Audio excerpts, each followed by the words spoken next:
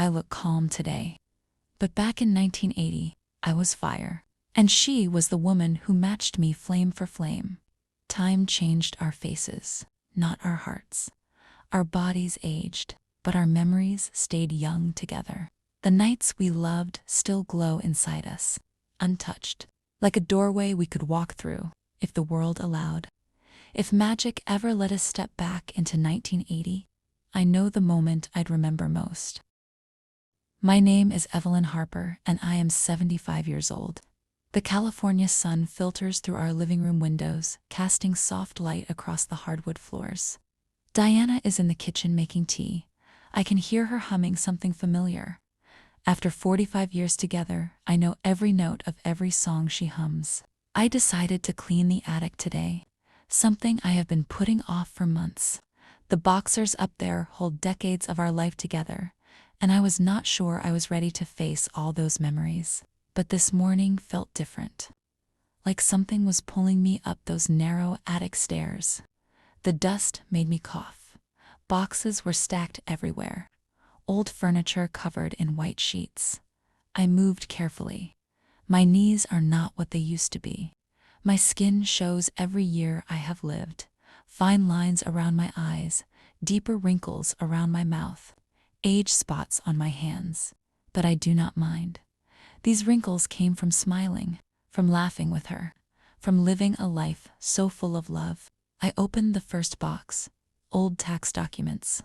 The second box held Christmas decorations. The third box made me stop breathing. Photos, hundreds of them. I sat down on an old trunk, pulled out the first photo. It was us in 1980. God, we were young. I was 30. Diana was 27. We were standing next to my silver Mercedes. Her black hair was wild and free. My light brown hair was styled big and bold, like everyone wore it back then. She was wearing tight jeans and a leather jacket. I was in an expensive silk blouse.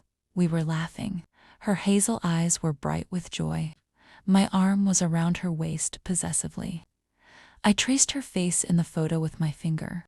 My hands shake now. Not much, but enough to notice. Evelyn, where are you?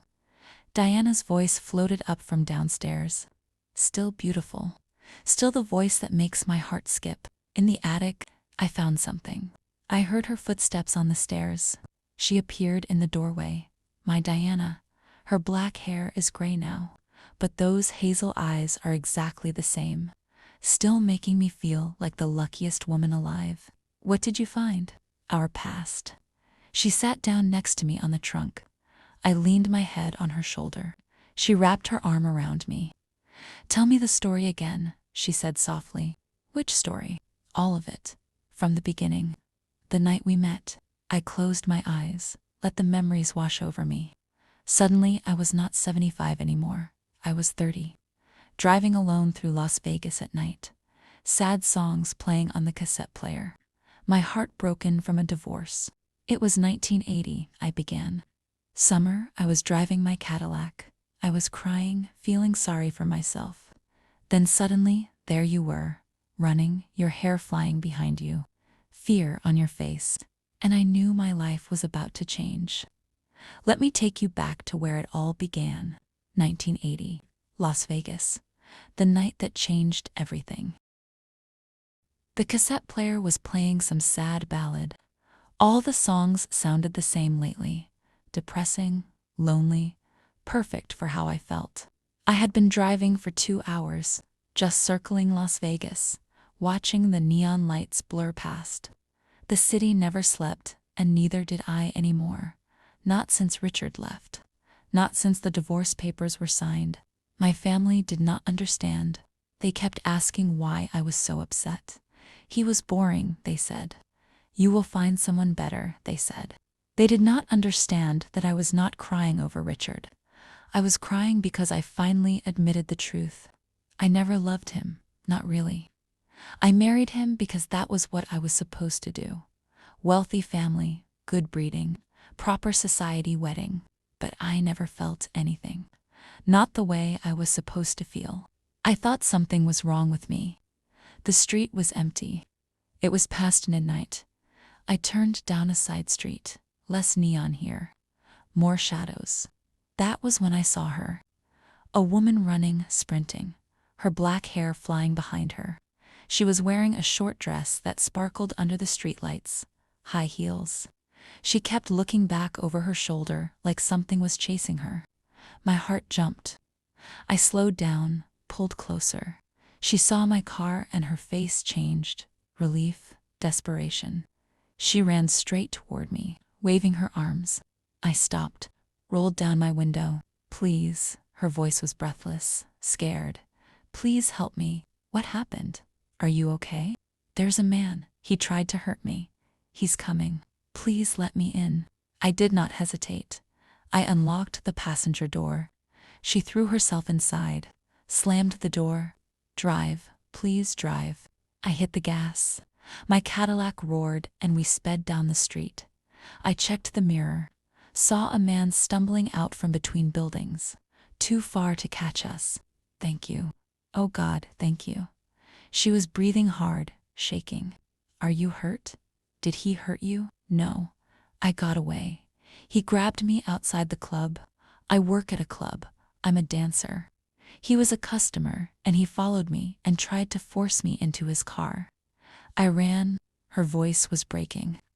I wanted to find that man and make him pay. You're safe now. I promise. Thank you.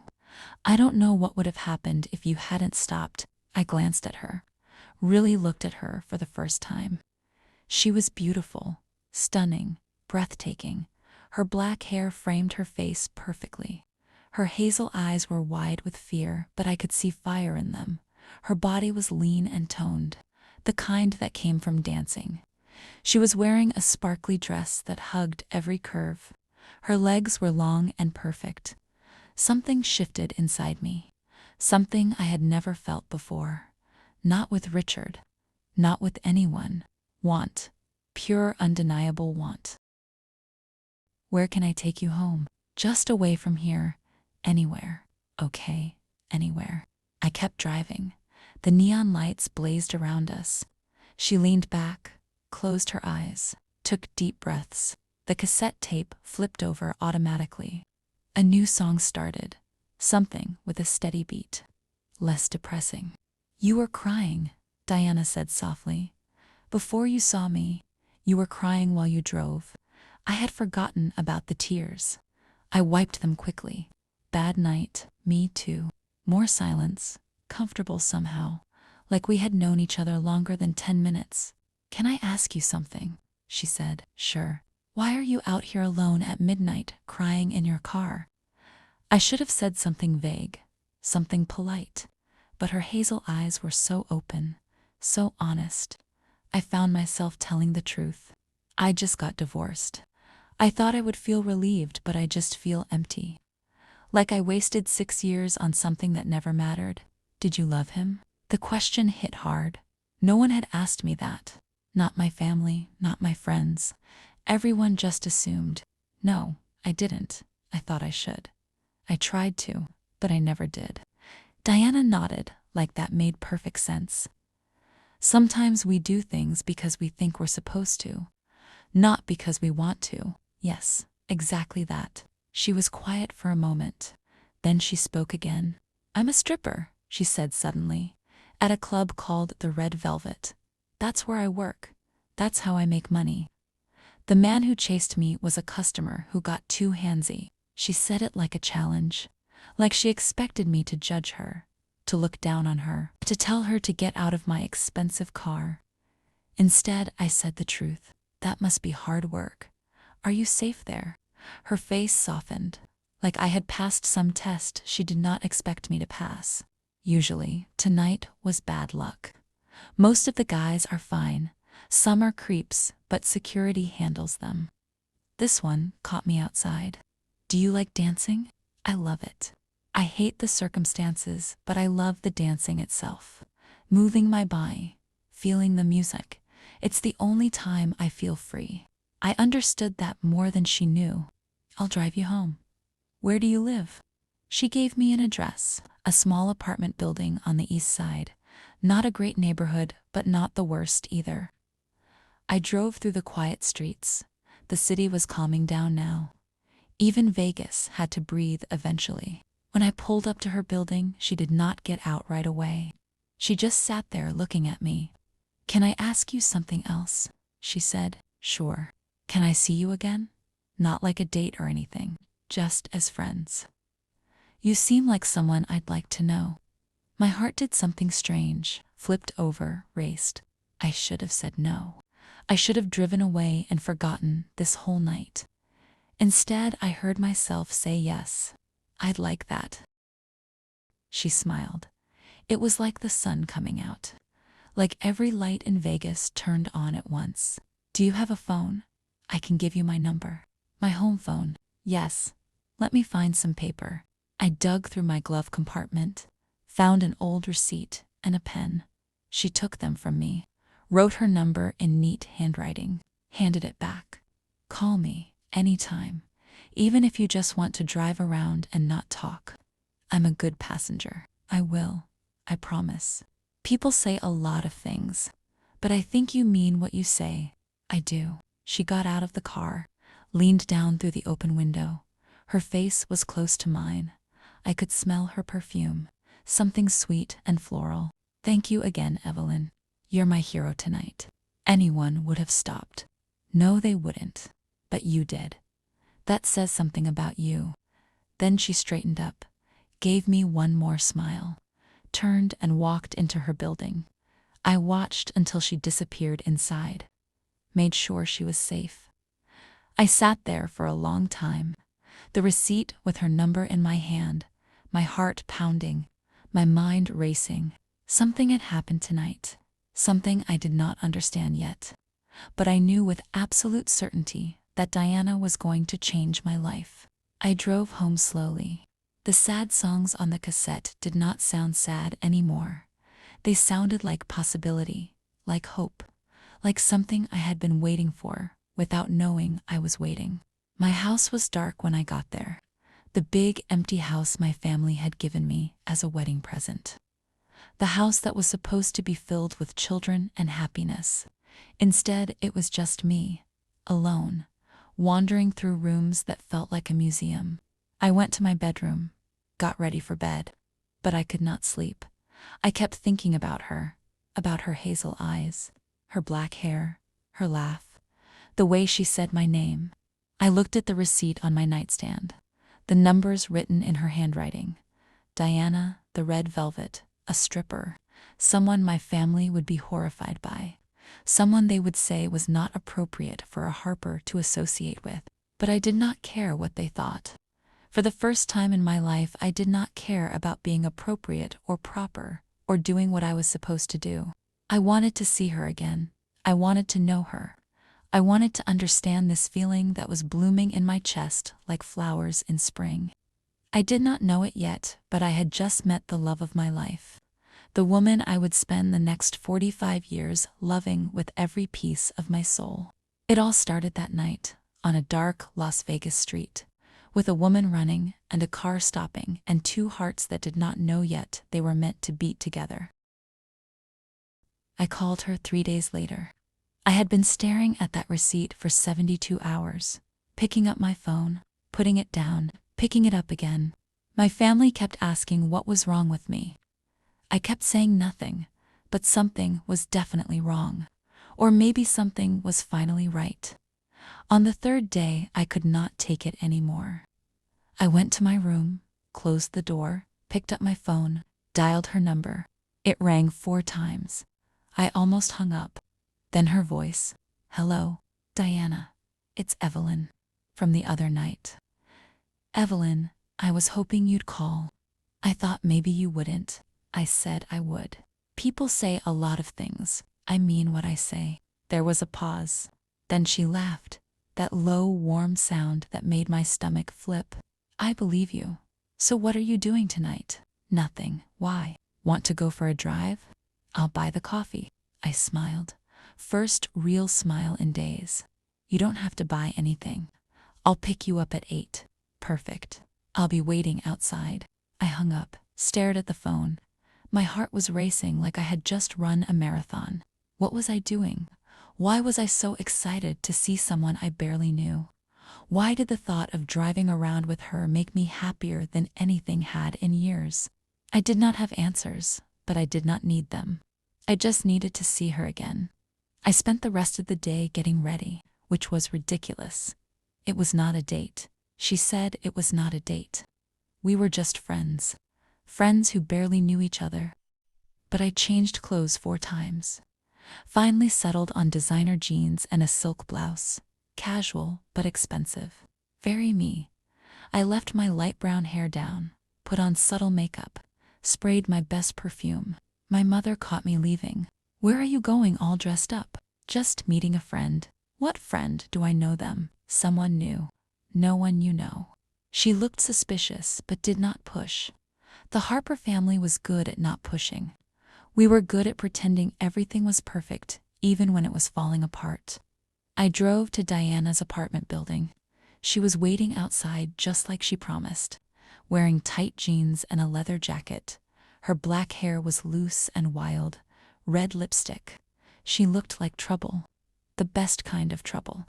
She got in my Mercedes and the whole space seemed to shrink, like there was not enough air for both of us. "Nice car. Is this different from the other night?" "Yes, I have a few cars. This is my Mercedes, silver 1979 model." "A few cars? Must be nice. It's just money," said like someone who has a lot of it. She was not wrong. "Where do you want to go?" I asked. "Anywhere, just drive." "That's what you do, right? Drive around at night." "How did you know?" "You said you were driving when you found me, and you looked like someone who does it a lot. Like it's your thing." She was right. Driving was my thing. My escape. My way of feeling something when everything else felt numb. "Okay, anywhere it is." I drove us out of the city, away from the neon and the noise, into the desert where the sky opened up and the stars came out. I had a new cassette in the player, something upbeat, rock and roll, the kind of music that made you want to move. Diana rolled down her window, let the wind whip through her hair. She closed her eyes and smiled, pure joy on her face. "This is perfect," she said. "Just driving, just being free, no one watching, no one judging, just the road and the music and the night." I understood exactly what she meant. We drove for an hour not talking much, just existing together. The music filled the silence. Every once in a while she would sing along to a song. Her voice was beautiful, untrained but natural, like everything about her. Finally, I pulled off onto a side road, parked on a hill overlooking the city. All the lights spread out below us like fallen stars, the real stars above us. The desert, quiet except for the wind. "Wow," Diana said.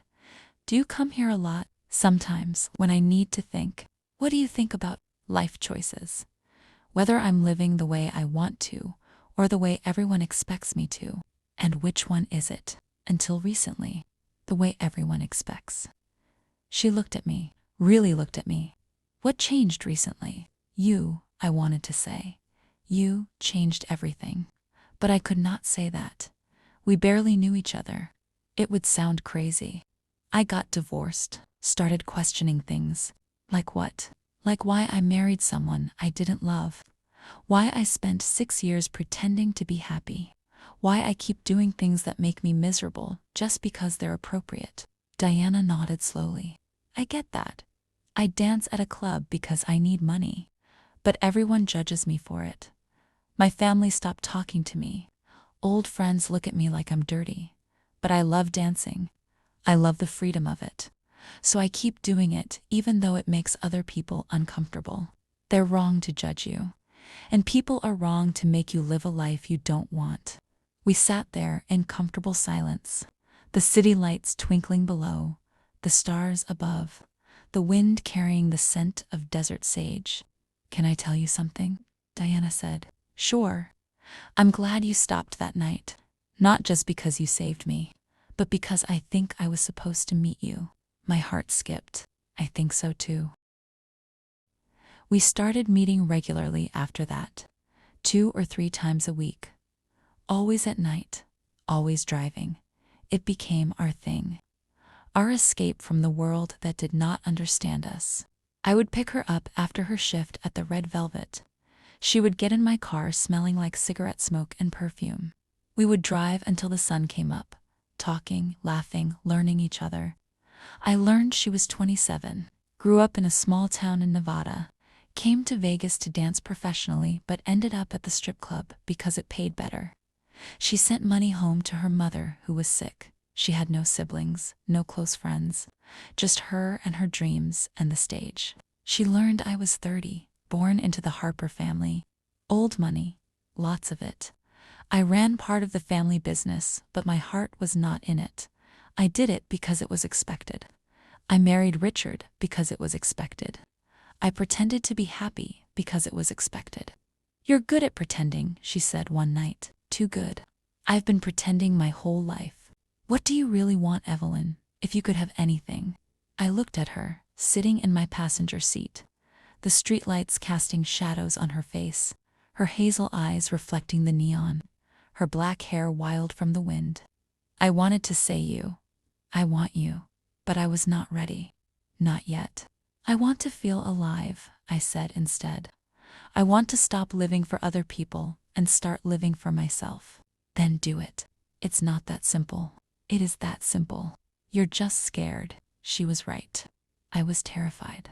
We drove to our spot, the hill overlooking the city, parked, got out, sat on the hood of my car, looking at the stars.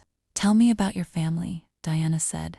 "They're complicated, very proper, very concerned with appearances. My father built the business from what his father left him. My mother runs the social scene. I'm their only child. They had plans for me.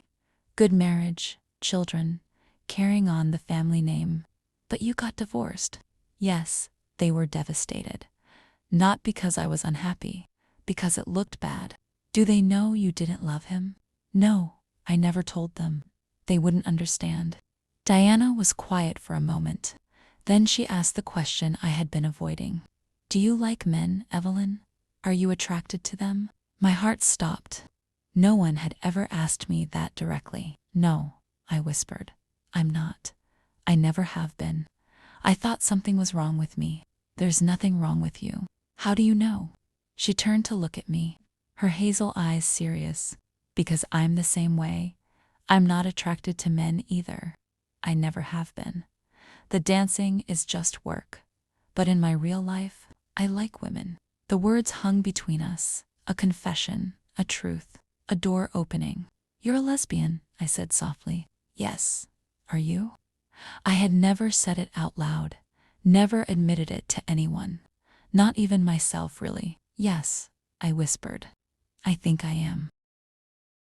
Diana smiled, reached over and took my hand.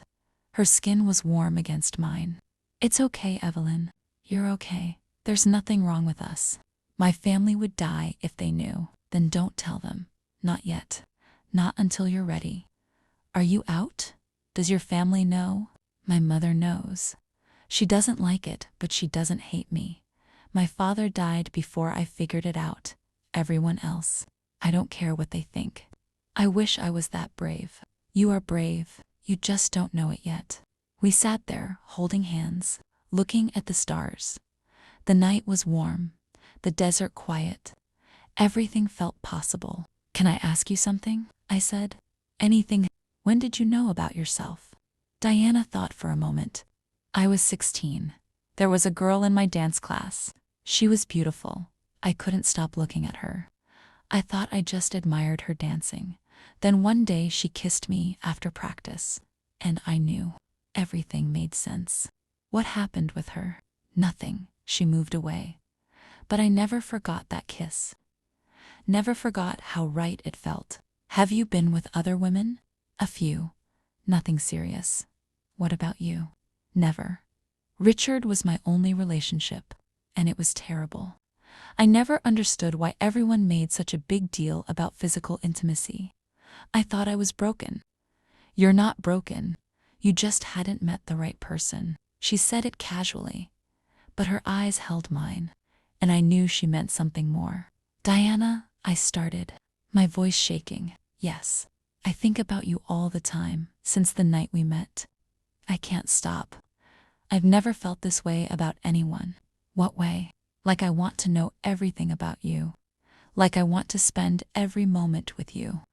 Like when I'm not with you, I'm just waiting until I can see you again. She squeezed my hand tighter. I feel the same way, Evelyn. I've been trying to figure out if you felt it too or if I was imagining it. You're not imagining it. So what do we do about it? I looked at her. This beautiful woman who made me feel alive for the first time in 30 years. This woman who understood me without me having to explain.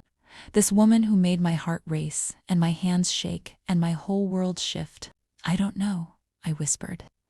I've never done this before. Neither have I, not like this. Not with someone who matters. You matter to me, Diana, so much. She moved closer, our faces inches apart. I could feel her breath on my lips. Can I kiss you? She asked softly. I could not speak, could not breathe, could only nod. She leaned in slowly, giving me time to change my mind. I did not. I wanted this more than I had ever wanted anything. When her lips touched mine, the whole world stopped. Her lips were soft, gentle. She kissed me like I was something precious, something worth savoring, not rushed, not demanding, just perfect. I kissed her back, tentative at first, then more confident. My hand came up to cup her face. Her skin was warm beneath my palm. She made a soft sound, deepened the kiss. Her hand found my waist, pulled me closer. I went willingly, desperately. When we finally broke apart, we were both breathing hard. She rested her forehead against mine. Wow, she whispered. Yeah, wow. Was that your first kiss with a woman? Yes. How did it feel? Like coming home. Like everything finally making sense. Like this is what I've been missing my whole life. She smiled, kissed me again. Softer this time, sweeter. I've wanted to do that since the night we met. Me too. I just didn't know it yet. We stayed there on the hood of my car, kissing under the stars, the city lights below, the desert wind around us. Everything felt right. Perfect. Like this was exactly where I was supposed to be. Finally, she pulled back, looked at me seriously. What does this mean, Evelyn? For us? I don't know. I just know I don't want to stop. Me neither. But we have to be careful. Your family, society, it's not safe for us. I know we'll be careful. But I can't go back to pretending now. Not after this. You don't have to pretend with me. Ever. Promise. I promise. We drove back to her apartment as the sun was starting to rise, the sky turning pink and orange. A new day, a new beginning. When I dropped her off, she kissed me one more time. When can I see you again? She asked. Tomorrow night. Perfect. She got out, turned back, smiled that smile that made my heart stop. Good night, Evelyn. Or good morning, I guess. Good morning, Diana. I watched her walk inside, then drove home. My lips still tingling, my heart still racing. Everything changed. Everything new. I had kissed a woman. I had admitted I was a lesbian. I had started something with Diana that I could not define but desperately wanted. I was terrified, excited, alive. For the first time in 30 years, I was truly alive. When I got home, I went straight to my room, lay in my bed, touched my lips where she had kissed me. Diana, the stripper from the red velvet, the woman who made me feel everything I had been missing. I was falling in love with her. Maybe I already had, and I had no idea what to do about it except keep seeing her, keep kissing her, keep feeling alive. We became lovers, secret lovers, hidden from the world but real to us. She would finish her shift at the red velvet. I would pick her up in whatever car I felt like driving that night. We would go to her apartment, small but cozy. She had made it home. The first time I went inside, I was nervous. Shaking, she locked the door behind us, took my hand, led me to her bedroom. Are you sure about this? She asked. Yes, I've never been more sure of anything. She kissed me, soft at first, then deeper. Her hands found the buttons of my silk blouse, slowly undid them. I helped her, let the expensive fabric fall to the floor. She looked at me, really looked at me, like I was beautiful, like I mattered. "You're stunning, Evelyn." No one had ever said that to me, not like she meant it. I reached for her leather jacket. She shrugged out of it. I found the hem of her shirt, pulled it over her head. We undressed each other slowly, learning, discovering, no rush. When we were finally skin to skin, she guided me to her bed, lay me down gently, kissed down my neck, my collarbone lower, arched into her touch. Everything was new. Everything was perfect. Nothing like it had been with Richard. This was right. This was real.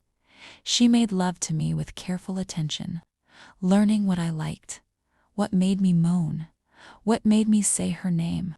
And when I finally came apart beneath her, I cried. From joy, from relief, from finally understanding what I had been missing. After I returned the attention, kissing down her body, she guided me, showed me what she liked. I was a quick learner. When she came, she said my name like a prayer. We lay tangled together, sweaty and satisfied, her head on my chest, my hand in her black hair. I started. I know. I never knew it could be like that. Because you weren't with the right person. I'm with the right person now. She lifted her head, kissed me softly. Yes, you are. We made love through the night, slow and passionate, fast and desperate, every way we could think of, learning each other's bodies, each other's desires. When the sun came up, we were exhausted, happy, changed. "I have to go," I said reluctantly. "My family will wonder where I am." "Tell them you were with a friend. They'll ask questions. Let them ask. You don't owe them explanations." But I did, or I thought I did. The Harper family expected answers, expected control. I got dressed. She walked me to the door, kissed me goodbye. "Same time tomorrow?" she asked. "Yes, always yes." We fell into a pattern. Days I spent being Evelyn Harper, proper, appropriate, running the family business, attending society functions, pretending everything was normal. Nights I spent being myself, with Diana, driving, talking, making love, living. My family noticed I was happier, but they did not ask why. They just assumed I was getting over the divorce. Moving on, they were relieved, if only they knew. Diana and I were careful. We never showed affection in public, never held hands where anyone could see. We were just friends. That was our story. But in private, we were everything. Lovers, partners, soulmates. One night I picked her up in my new car, a white Lincoln Continental, brand new 1980 model, leather interior, cassette player with the best sound system money could buy. Another new car. Diana laughed. "I like cars. You like showing off. Maybe is it working? Always." We drove out to the desert, our spot, the place where we had our first kiss. We brought champagne this time, the expensive kind. I popped it open, poured 2 glasses. "What are we celebrating?" Diana asked. "Us being together, being happy." "I'll drink to that." We clinked our glasses, drank. The champagne was cold and perfect. We sat on the hood of my Lincoln looking at the stars. "Tell me something," Diana said. "If you could have anything in the world, what would it be?" "Besides you," she laughed. "Besides me." I thought about it. Really thought. Freedom. To live openly. To not hide. To just be myself without fear. Someday we'll have that. You think so? I have to believe so. Otherwise, what's the point? She was right. We had to believe in a future where we could be together openly, where loving each other was not something to hide.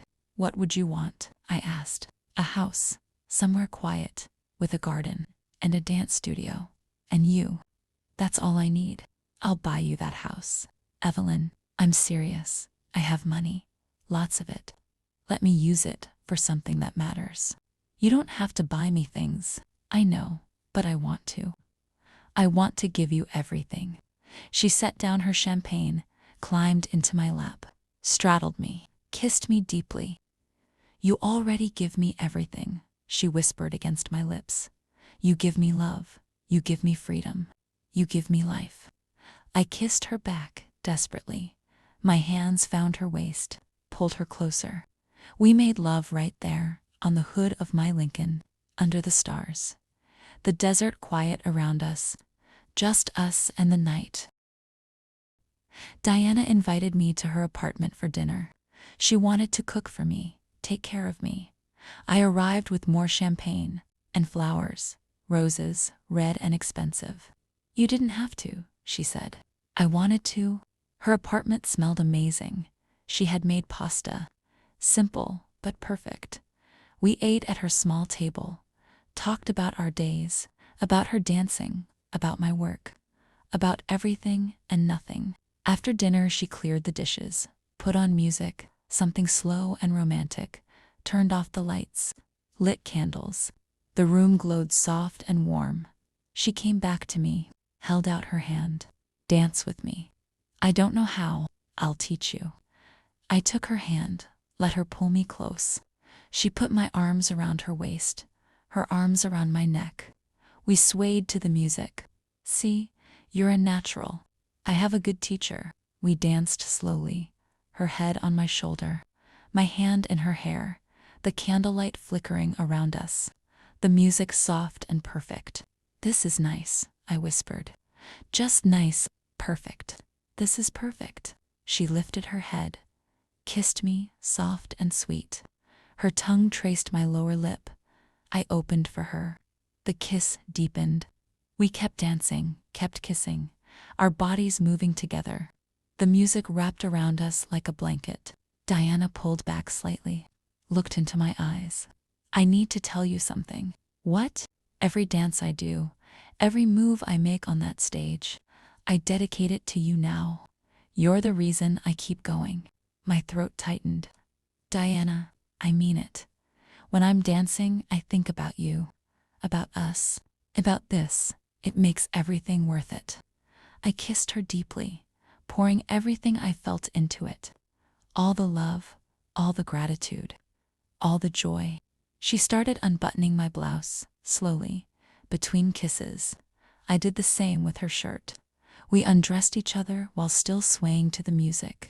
The candlelight made shadows on her skin. She was so beautiful, it hurt. Every curve, every line, every inch of her. We made love on her living room floor. The candles surrounding us, the music playing softly, taking our time, savoring each touch, each kiss, each moment. When we finished, we lay tangled together, the candles burning low, her fingers tracing patterns on my skin. I love you, she whispered. It was the first time either of us had said it.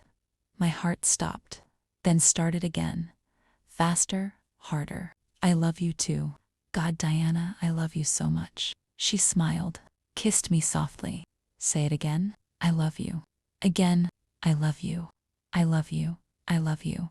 We fell asleep right there, on her floor, wrapped in each other, the candles burning out one by one, the music long finished, just us and our love and the night. I found it by accident, an abandoned area outside Vegas. Empty, quiet, nothing but desert and sky. No buildings, no lights, no people, just space. I took Diana there one night, drove my Cadillac down the dirt road, parked in the middle of nowhere. Where are we? She asked. Our place. Somewhere no one can see us. Somewhere we can be ourselves. She looked around at the empty desert, the star-filled sky, the complete silence. It's perfect. We got out. I spread a blanket on the hood of my car. We lay down together, looking up at the stars, millions of them, more than you could ever see in the city. I've never seen so many stars, Diana whispered. Me neither. She turned to face me, her hazel eyes reflecting starlight. Make love to me here, under the stars, where no one can judge us, where it's just us and the universe. I did not need to be asked twice. I kissed her, deep and slow. My hands found her body, started undressing her. She undressed me. The desert air warm on our skin. I explored her body with my hands, my mouth, learning her all over again. She arched into my touch, moaned my name into the quiet night. I kissed down her body, between her breasts, down her stomach. Her hands gripped my hair. I took my time, learning what she liked. What made her moan louder? What made her say my name? When she finally came apart, she cried out, the sound echoing across the empty desert. Then she pulled me up, kissed me deeply, tasting herself on my lips. She rolled us over, took control, made love to me under the stars, her mouth and hands everywhere, driving me wild. When I came, I looked up at the stars, at the infinite universe above us, and I felt small and huge at the same time. Small in the vastness, huge with love. We lay there after, satisfied, the stars watching over us, the desert silent. This is my favorite memory, Diana said. Right here, right now. With you, mine too. Promise me we'll come back here. Always, no matter what happens, I promise. We stayed until dawn, making love, talking, watching the stars fade as the sun rose. It was the most perfect night of my life. We lived wildly that summer, recklessly, passionately, like we knew time was precious and we had to grab every moment. I bought a new car every few weeks. Mercedes, Cadillac, Lincoln, Corvette, each one more beautiful than the last. Diana laughed at me, but she loved it. Loved the drives, loved the luxury, loved feeling special. We would speed down empty highways with music blasting. She would hang her head out the window, hair flying, laughing, free. Sometimes we would dance in the car while I drove. She would move to the music, her body fluid and perfect. I would watch her instead of the road. Dangerous, but worth it. Eyes on the road, Evelyn, she would laugh. I'd rather look at you. You'll get us killed. What a way to go. We drank champagne like water, expensive bottles, the kind my family kept in their cellar for special occasions. Every night with Diana was a special occasion. We would get a little drunk, a lot happy, dance in her apartment, make love until we could not move, wake up tangled together, do it all again. One night, I picked her up in my new Corvette, red, fast, powerful. She whistled when she saw it. You're spoiling me. Good, you deserve to be spoiled. Where are we going? Everywhere? Nowhere. Does it matter? Not even a little bit. We drove for hours, through the city, through the desert, up into the mountains. The Corvette hugged the curves perfectly. The engine roared. Diana sang along to the cassette. Some rock song I did not know. Her voice was beautiful, untrained but natural. I could listen to her sing forever. You should sing professionally, I said. I dance professionally, you know what I mean? Real performing, not the club. Maybe someday, when we have that house you promised me, with the dance studio, I'll perform just for you. I'll be your only audience. You're the only one that matters. We stopped at our abandoned place, made love under the stars again. It never got old. Every time felt like the first time. New and perfect and right. After we lay wrapped in the blanket, looking up at the universe. Do you think the stars watch us? Diana asked. Probably. Do you think they judge us? No, I think they're jealous. She laughed. Jealous of what? Of our love. It's bigger than stars. Brighter than anything up there. You're so romantic when you're with me. Do you know that? Only with you. You bring it out. Diana started dedicating every dance to me. Not just in her mind. She told me about them, described every move, every song, every moment on stage. Tonight I danced to a slow song, she said one night in my car. I pretended you were watching, only you. I moved for you, every sway, every turn, imagining your eyes on me. I wish I could watch you dance. You can't come to the club. It's not safe.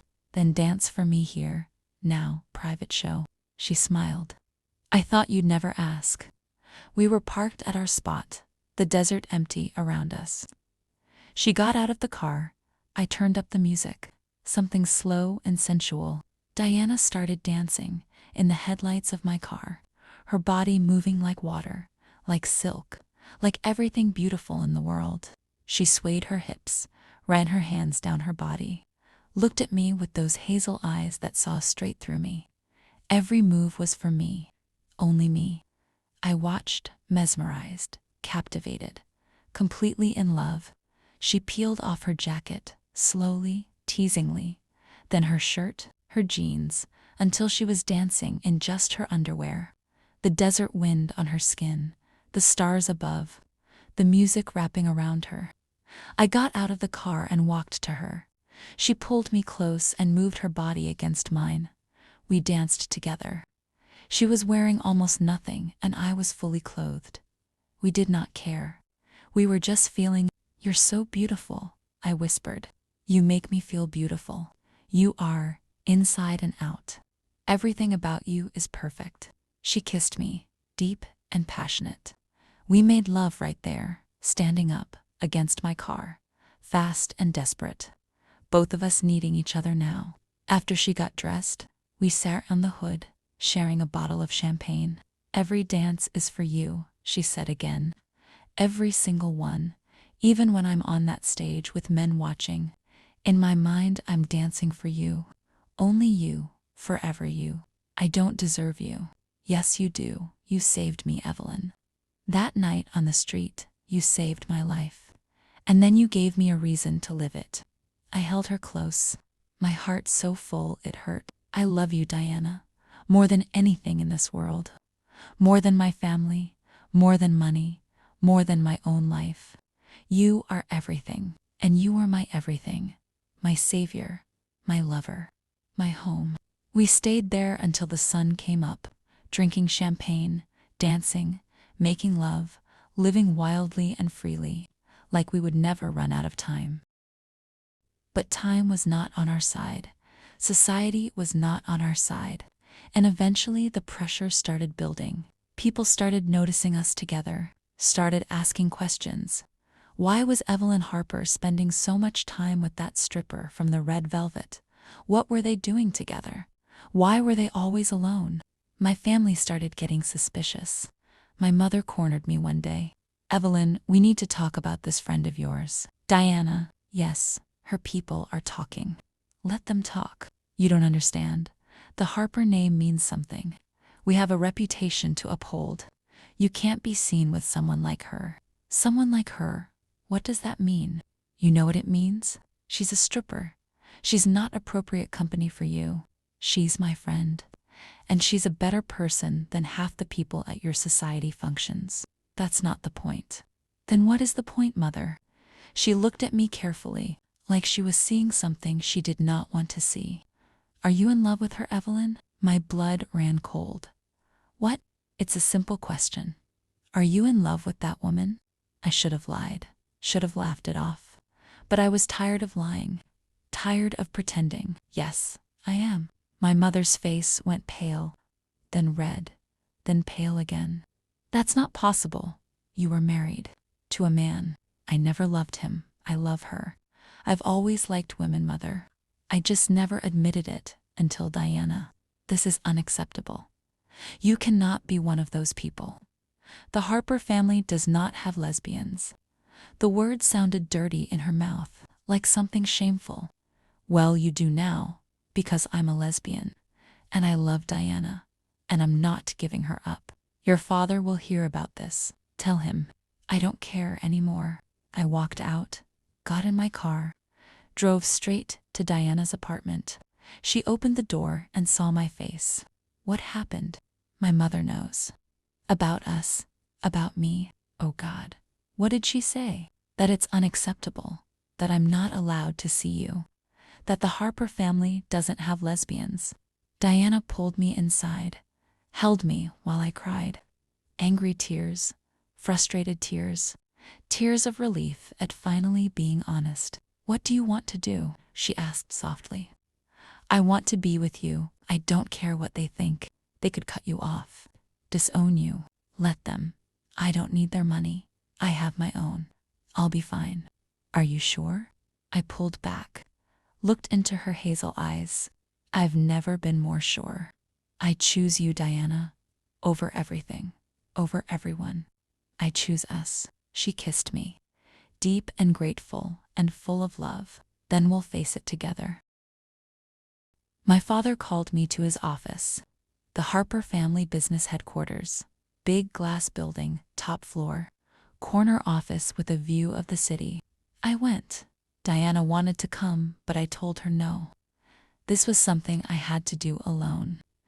My father sat behind his massive desk, looking every bit the powerful businessman he was. Gray hair, expensive suit, cold eyes. Sit down, Evelyn. I sat. Your mother tells me you have a problem. I don't have a problem. I have a girlfriend. That is the problem. Why? Because she's a woman. Because it's inappropriate, unnatural, wrong. It's not wrong. It's the most right thing I've ever felt. You're confused. The divorce affected you. You'll get over this phase. It's not a phase, Dad. I'm a lesbian. I always have been. I just finally accepted it. His face hardened. I will not have a homosexual daughter. It's an embarrassment to the family. Then I guess you don't have a daughter anymore. Don't be dramatic. I'm not. You're choosing your reputation over me, over my happiness. If you can't accept who I am, then we have nothing to talk about. If you continue this relationship, I will cut you off. No money, no position in the company, nothing. I stood up, looked him in the eyes. Fine, I don't need your money. I have my own savings. I have skills. I'll be fine. But I won't be fine without Diana. So choose what matters to you. Your reputation or your daughter. I walked out before he could respond. My hands were shaking, my heart pounding, but I felt free. Finally free. I drove to Diana, told her everything. Are you okay? She asked. I'm perfect. For the first time in my life, I'm perfect. You just lost your family. No, I just found my real family. You're my family now. She cried. Happy tears, grateful tears, tears of love. I'll take care of you, she said. However I can. We'll make it work. I know we will. Together we can do anything. We made love that night with a new intensity, a new freedom. No more hiding, no more shame. Just us and our love and our future. My father never cut me off. He threatened but never followed through. Maybe he could not bring himself to do it. Maybe my mother stopped him. I never knew. I never asked. But I stopped working for the family business, stopped attending society functions, stopped pretending to be someone I was not. I bought us a house. Not the one Diana dreamed of. Not yet, but a nice apartment, bigger than hers, room for both of us. A place that was ours. We moved in together. Let them judge. We did not care anymore. Diana kept dancing at the club, saving money, dreaming of her dance studio. I started investing, using my business knowledge to build my own fortune, independent from my family. We made it work. Together. We still drove at night, still went to our abandoned place, still made love under the stars. But now we had a home to come back to, a life we were building together. One night we were lying in our bed, our apartment, our space. Are you happy? Diana asked. Happier than I've ever been. Are you? So happy I could burst. Good, because I plan to keep you happy for the rest of our lives. That's a long time, not long enough. I want forever with you, Diana. Every day, every night, every moment. You have it. You have me forever. We made love slowly, tenderly, like we had all the time in the world, and we did. We had forever. The summer of 1980 was the summer we fell in love, the summer we chose each other, the summer we started building our forever.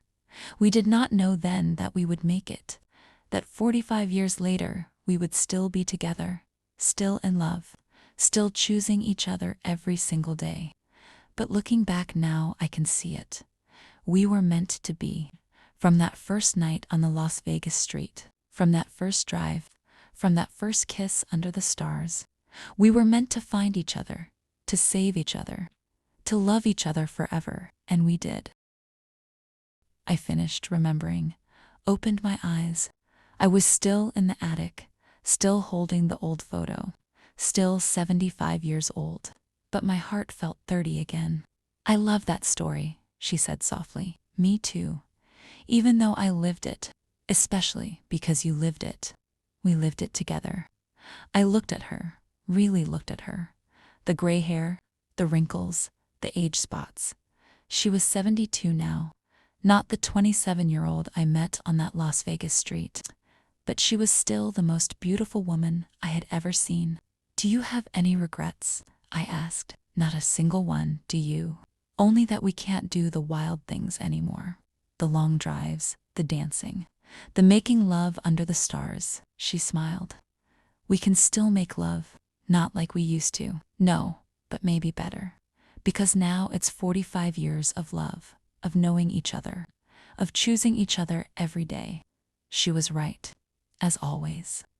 We sat there surrounded by boxes of memories, photos, letters, receipts from old restaurants, ticket stubs from trips, cassette tapes with the songs we used to listen to. Remember when you bought a new car every month? Diana laughed.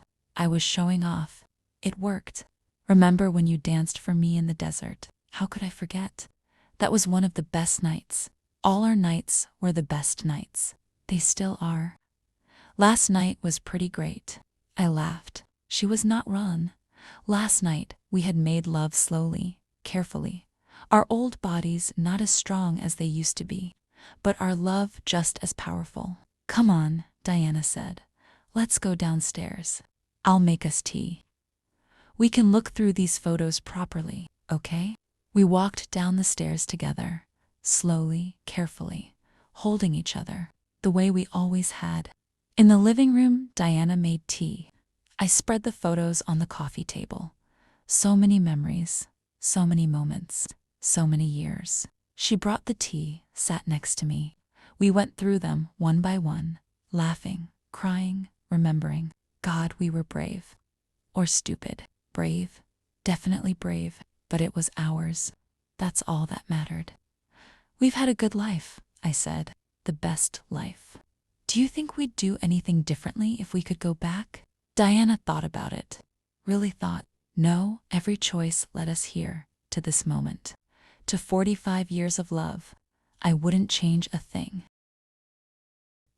We spent the rest of the day with our memories, laughing, crying, holding each other, grateful for every moment we had shared.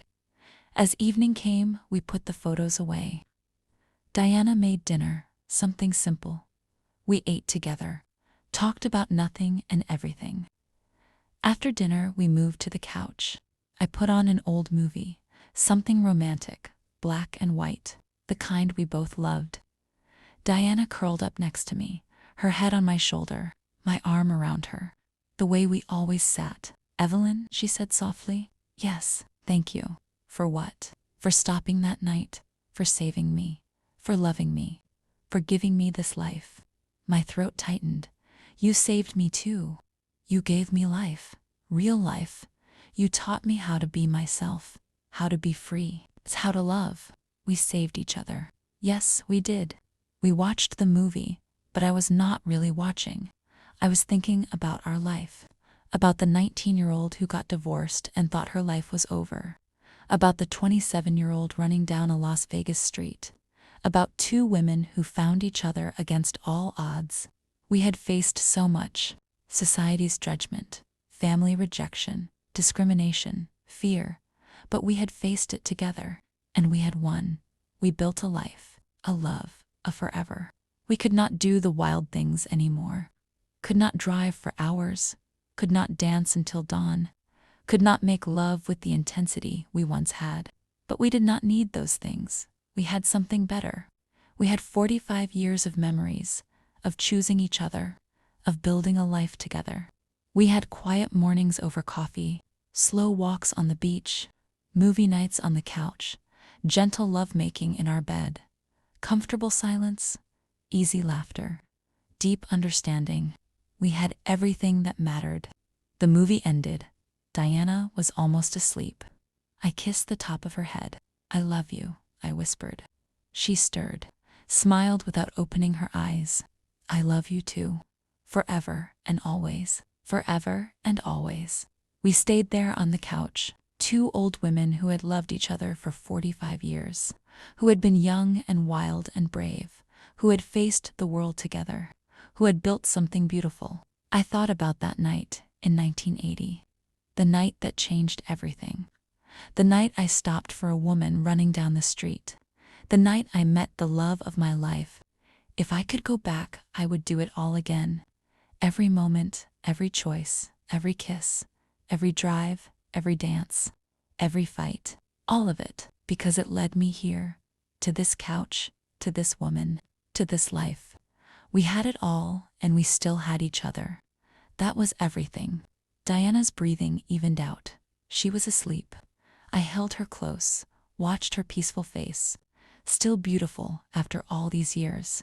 Outside, the California sun was setting, painting the sky orange and pink, like the desert sunrises we used to watch, like the neon lights of Vegas, like everything beautiful we had ever seen. I closed my eyes, held my love, and felt grateful.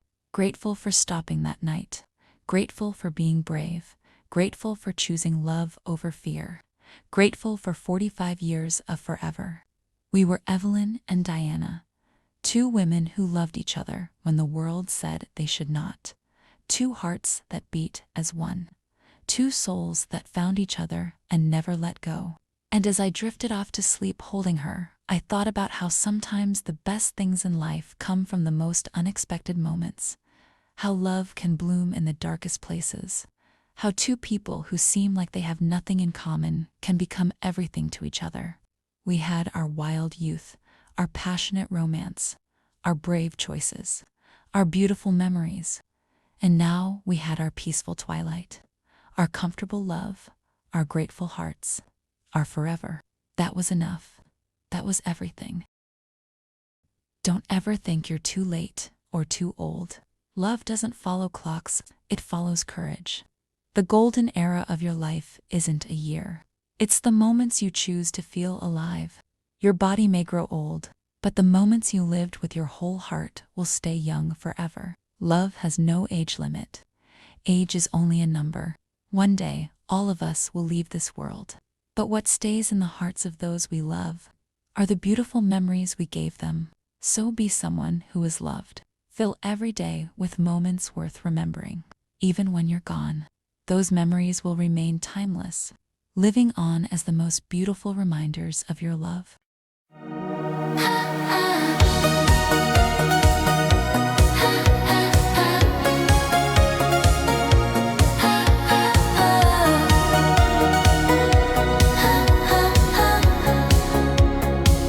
Silk and champagne and candlelight, we steal the night, hearts burning bright, whispers soft through marble halls, golden dreams behind